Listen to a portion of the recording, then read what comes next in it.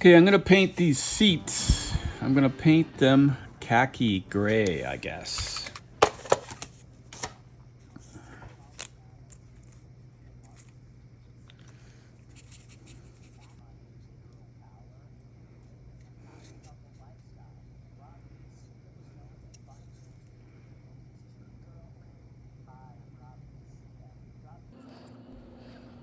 I'm not sure why I decided to overpaint the dark gray that I'd already put on there. I'm not sure why, but since I have done a few more of these Stuart tanks, especially the awesome one from Mini Art, I have learned a few more things. So, but because this interior is basically not even going to be viewed, it's just an exercise.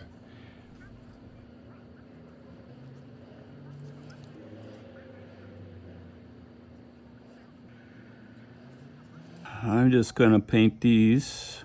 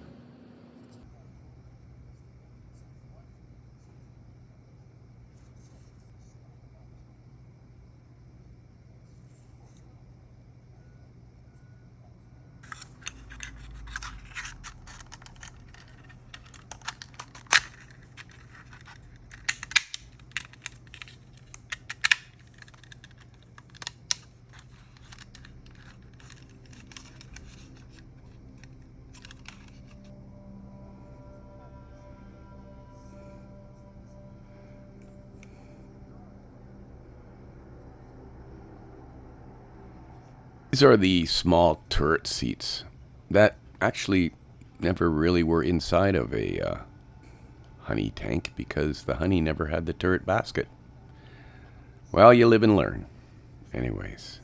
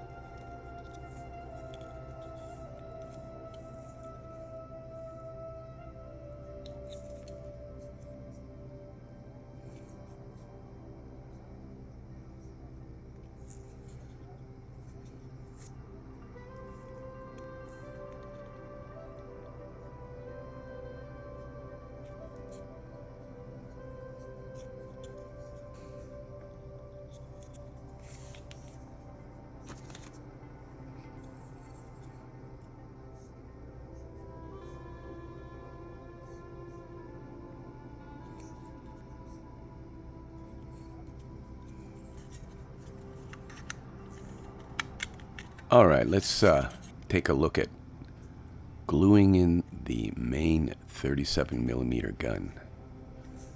So I've painted the interior with the white, so I'll have to clear away some of that paint so that the glue can really stick really good.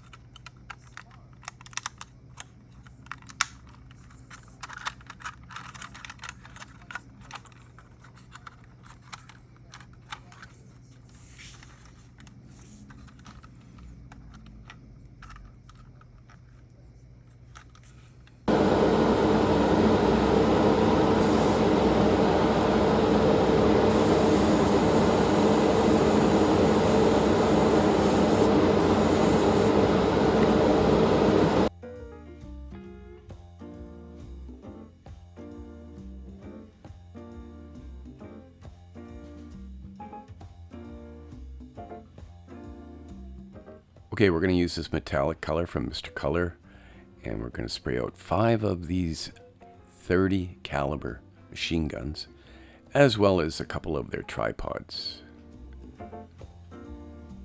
Once everything is nice and dry, we can come back and buff it all out.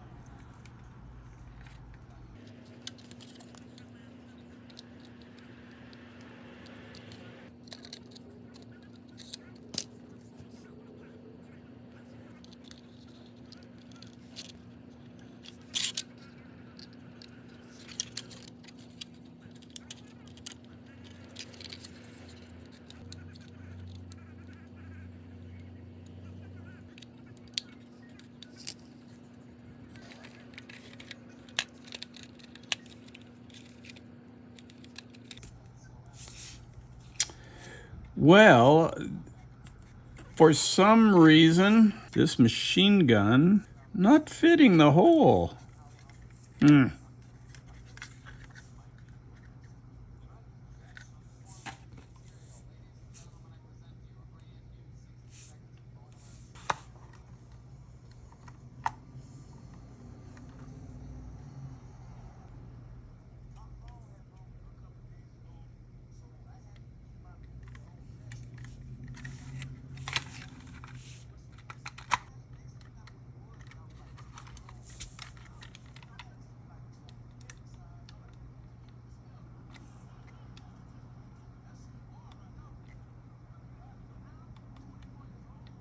All right, well, we got these ones left.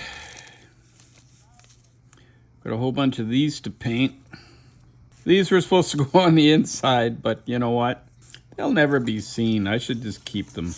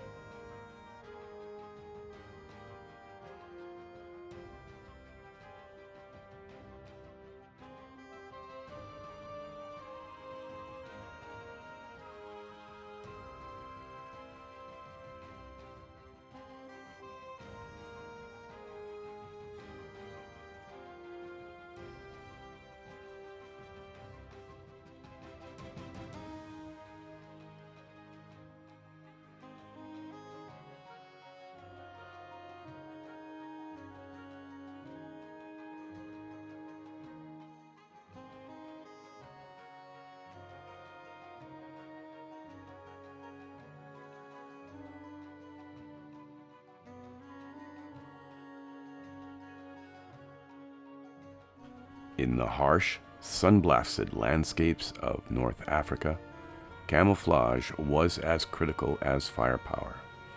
A tank's survival often depended on how well it blended into its surroundings. When the British Army introduced the M3 Stuart, affectionately known as the Honey, into service with the 8th Army, it needed to adapt, not just in tactics, but in its appearance. British tank camouflage in the desert evolved as the war progressed, shaped by both strategic necessities and battlefield experience.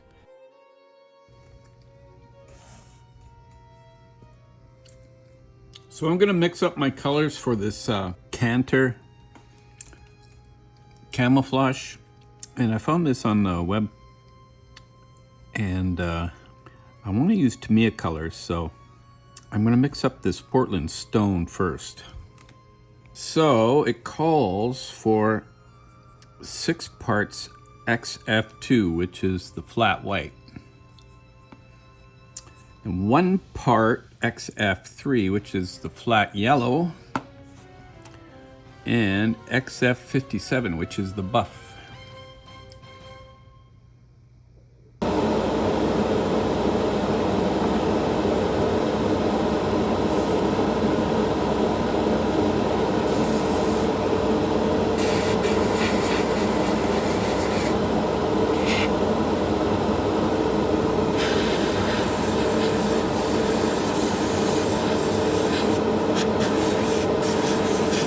In 1940 and 1941, the British War Office introduced a complex pattern known as the Caunter Scheme, designed to break up the vehicle's outline and make it harder to identify at a distance.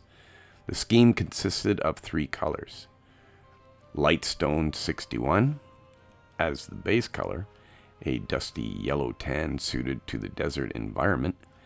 Number 2 was a silver gray number 28, a light gray with a subtle blue tint, used as a mid-tone.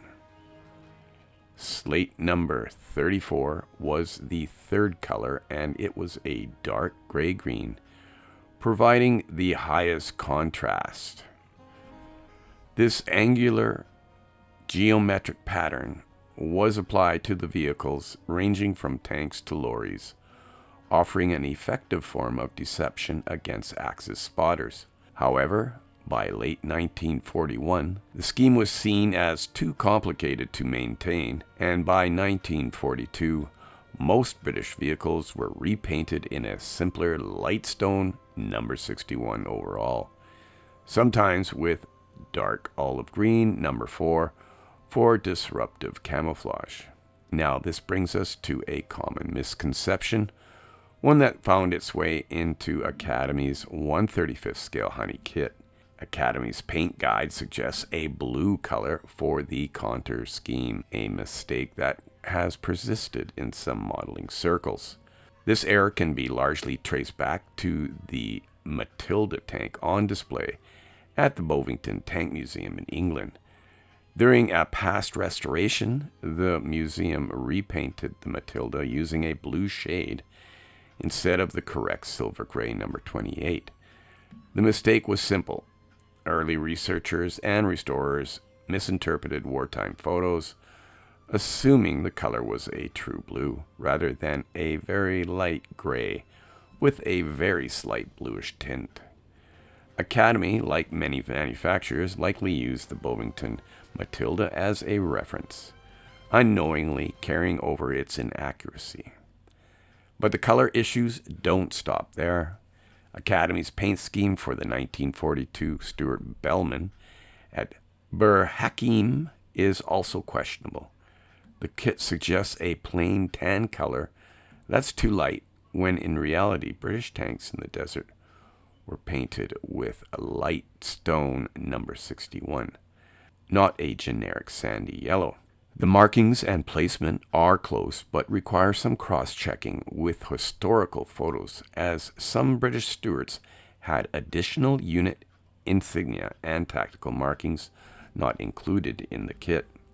And then there's the weathering, or lack of it. Academy's box art and painting guide show a factory-fresh tank, but the reality was far different. In North Africa, vehicles were exposed to blasting sand extreme heat, and constant mechanical strain, paint faded and chipped rapidly, leaving edges bare to the elements. Oil stains, dust, and fuel streaks marked every vehicle that saw action. No Stuart in the field looked pristine, and any accurate build should reflect that. For those looking to build a historically accurate Stuart Honey, it's worth skipping Academy's blue mistake and looking for proper wartime references. AK Interactive's Caunter Scheme set and MiG's Ammo British Desert Colors offer more accurate paints based on British Army standards. If you're using Tamiya or Vallejo, you'll need to mix colors carefully to get the light stone number 61, silver gray number 28, and slate number 34 right. And if you're building a 1942 Stuart, sticking with light stone number 61 and possibly dark olive green number 4 will get you closer to history than Academy's suggested scheme. At the end of the day, Academy's Stuart Honey is a good kit. But like many model manufacturers, they fell into the trap of relying on a museum restoration rather than any wartime documents and photos. It's a reminder that even in the world of modeling, history sometimes needs a second look.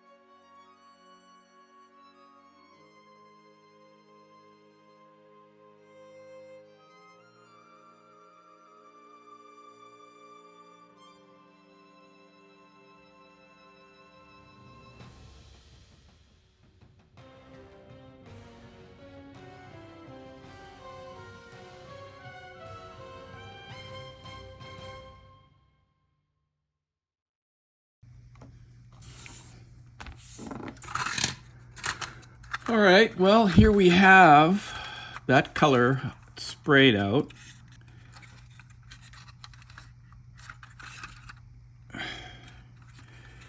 And I'm going to mix up a deep bronze green. And apparently I got to use, what is it? Okay. So deep bronze green is olive drab and flat green. And then silver gray is XF, what the heck? And then for the silver gray, I gotta use XF21, FX19, and apparently it's XF4, which is sort of like a green yellow, and maybe I'll use some yellow mixed with some green.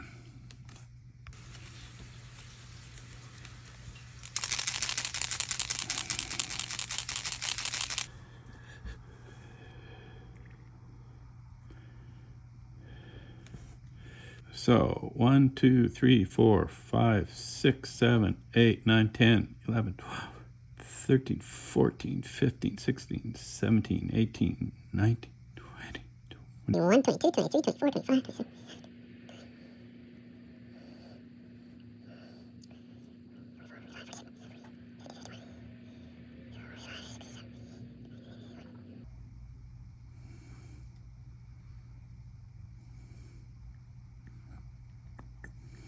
Got that wrong, of course. It's 5 parts, 62. So, and then 8 parts, this one.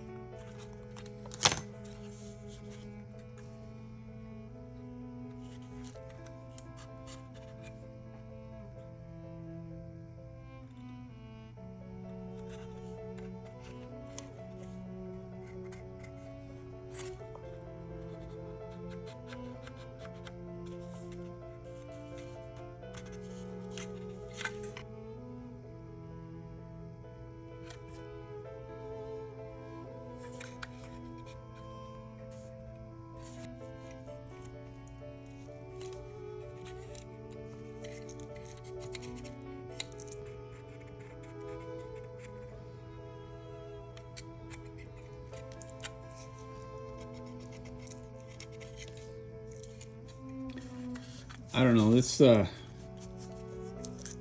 seems rather confusing here. This doesn't line up with what's going on here already. So, I don't know. See, like there? It should be crossing there. Oy vey. Doesn't make sense.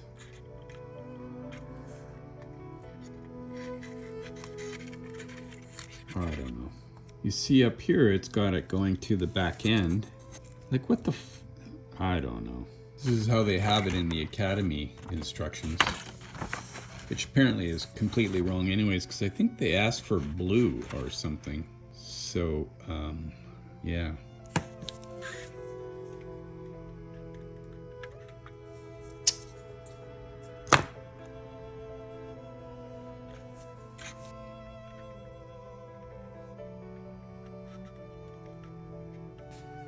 All right, so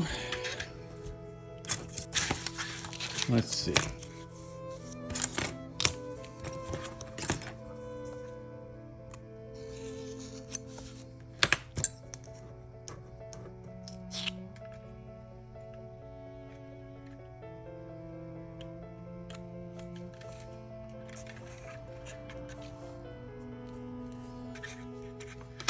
Whoever did this drawing, I don't know. I don't know if they knew what they were doing, but I'm just gonna go by it because maybe it's the right way to go. I don't know. Anyway. So that's all yellow now.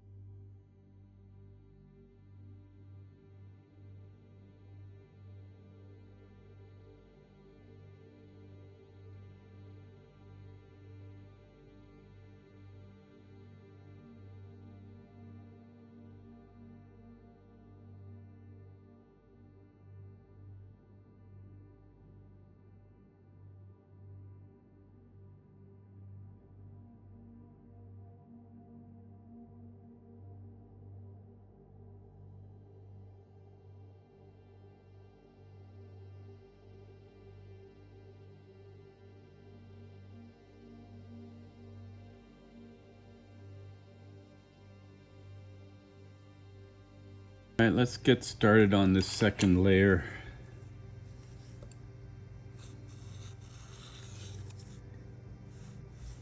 Of masking.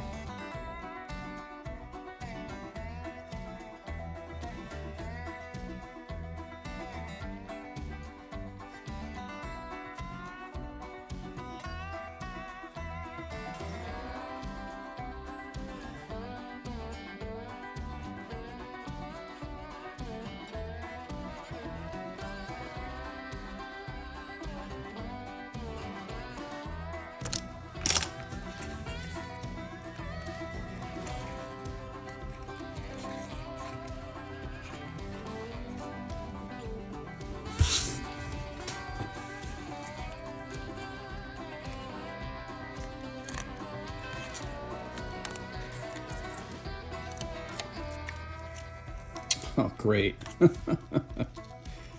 well.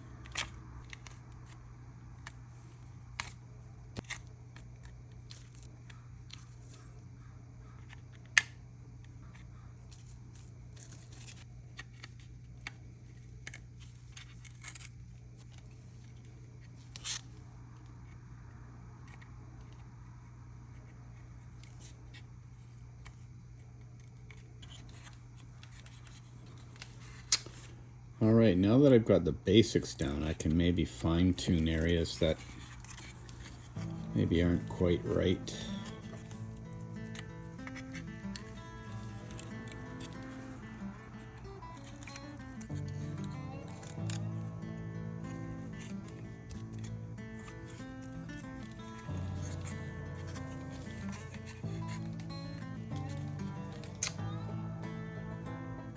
So at this point, I lost some of the footage, accidentally deleting it. And, well, it might have been interesting to look at. It was basically more of the same. So there's a bit of an issue here. Sometimes painting things, you get a sandpapery kind of feeling. So I'm gonna have to care of that. And for that, I'm gonna use the fiberglass pencil. The fiberglass pencil is quite useful for smoothing out rough paint surfaces. So I'm gonna do this, and then I'm gonna have to repaint it. That looks pretty good, actually, just the way it is. This is a pain in the ass camouflage pattern. Number one, get all these bumps and stuff everywhere from parts of the tank. Then also, you've got to deal with lack of real clear information about the paint job. All right. So I'm gonna have to repaint this.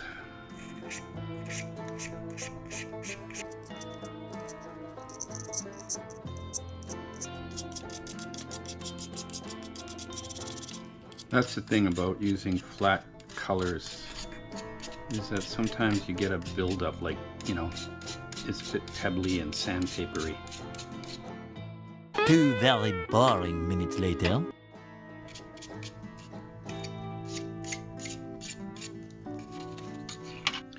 Okay, so what I'm going to do is I'm going to spray the yellowish color first again, because it's the lightest one. And then I'll come back in, tighten up all this other stuff.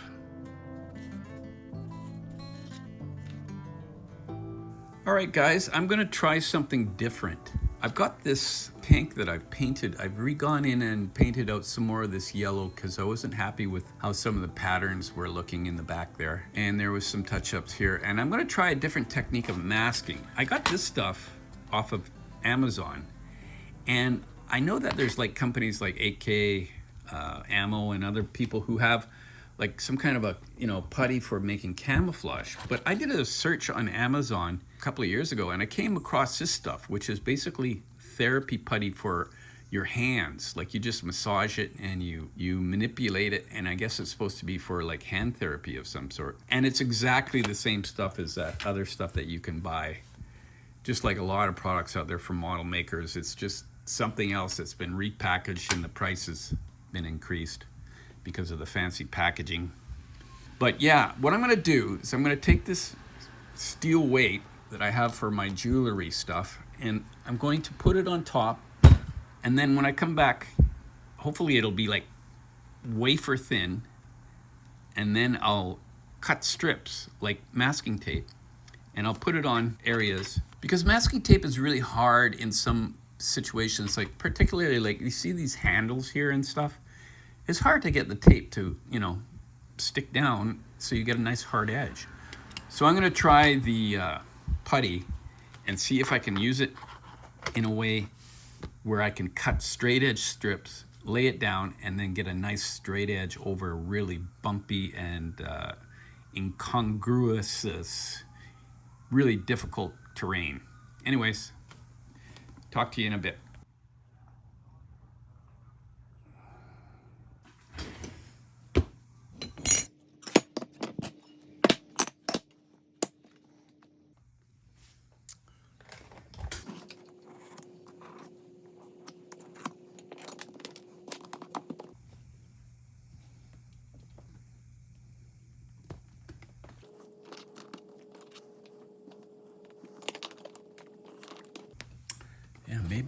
Yeah, maybe I've got to use, oh, it's stuck. Maybe I got to use wax paper in between.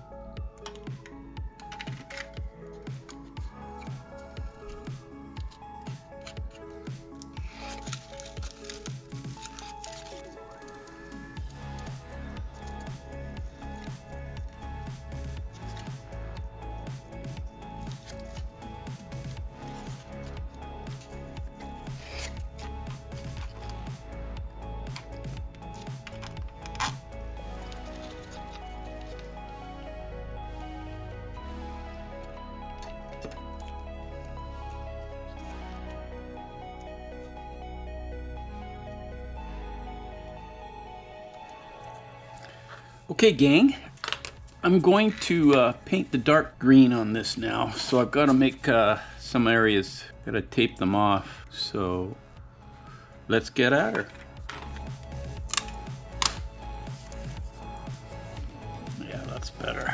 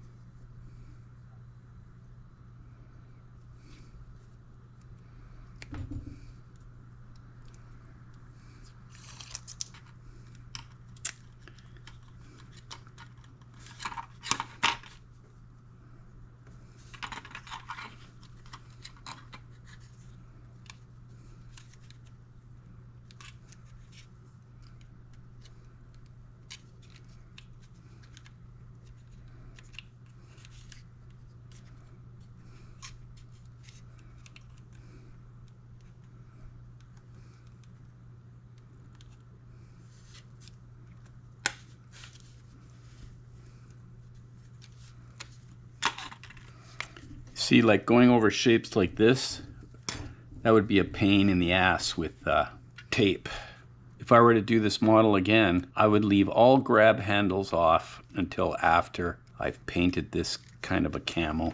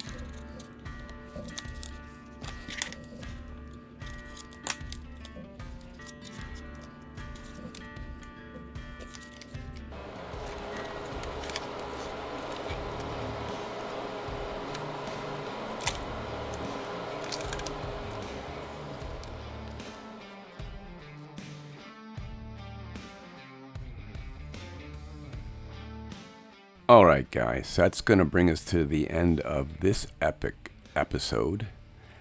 And I have to tell you that every time I do a model, I learn a little bit more. And this one was learning a lot more about the Caunter camouflage pattern and how that all went. And there's not any really definite patterns out there. Every color profile or reference I look at, they all seem to have a little bit of a different opinion. But I have another honey coming up in my channel from mini art, and we'll be taking a look at those patterns as well. So hopefully you'll join me for that one, and also we still have more to do on this Academy Stuart yet to come. So hopefully you'll join me next time. Well, there's a few blemishes here and there, but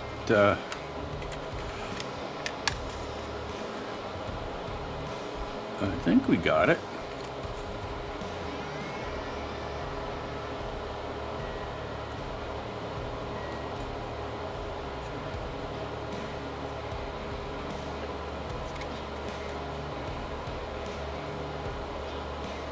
Okay. Yay.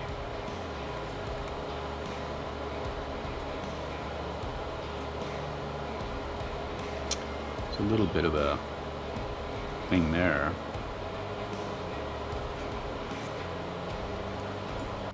In the meantime, and in between time, that's another edition of Jet Scale Models. You all come back now, you hear?